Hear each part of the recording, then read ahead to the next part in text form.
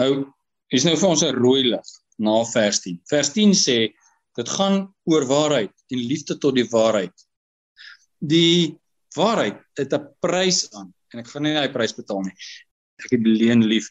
Die leuen baat my. Dit het vir my 'n voordeel.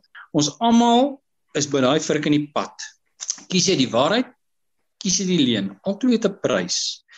Die waarheid se prys gaan jy nou betaal.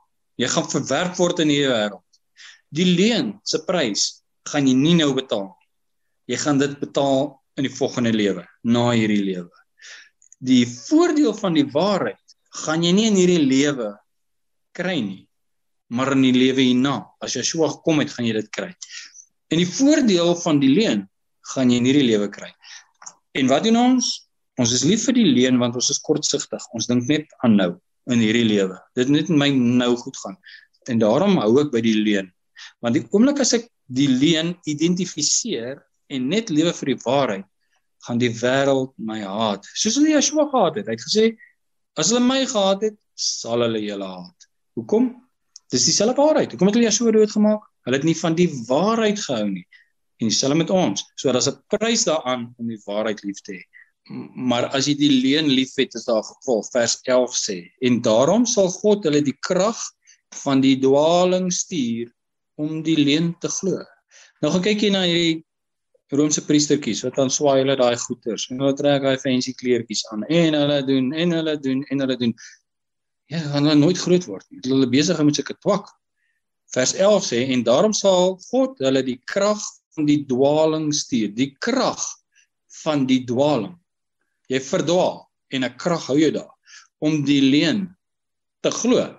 Hy is vas oortuig, 'n man kan swanger word. Dis net 'n ekstreem voorbeeld. Maar die kerkstelsel, die kerke, die 50,000 denominasies wat daar is, wat almal met mekaar verskil, het 'n krag van die dwaling ontvang om die leuen te glo. Hy is oortuig, jy gaan met die waarheid na hom toe, en hy word verskriklik kwaad vir jou, oor dit wat jy sê. Hoe kan jy dit sê? Want hy het 'n, kan ek amper sê, gees van dwaling ontvang van God, omdat hy nie die liefde tot die waarheid het. Wat beteken liefde tot die waarheid? Ek sal die hoogste prys betaal vir die waarheid. Die hoogste prys. Wat is die hoogste prys? Want die heel hoogste is my eie lewe. Baie mense sê, ja, ek sal dit doen. Sal jy jou kinders betaal vir dit? Is jy bereid om jou huwelik te verloor? Sal jy jou werk verloor? Sal jy jou erflating verloor? Wat is jy bereid om te betaal vir die waarheid?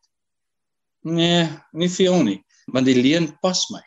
En daarom sal God hulle die krag van die dwaling stuur om die leuen te glo. En jy is vas oortuig van die leuen, sodat hulle almal geoordeel kan word wat die waarheid nie geglo het nie, maar behaag gehad het in die ongeregtigheid. Ek hou van die leuen.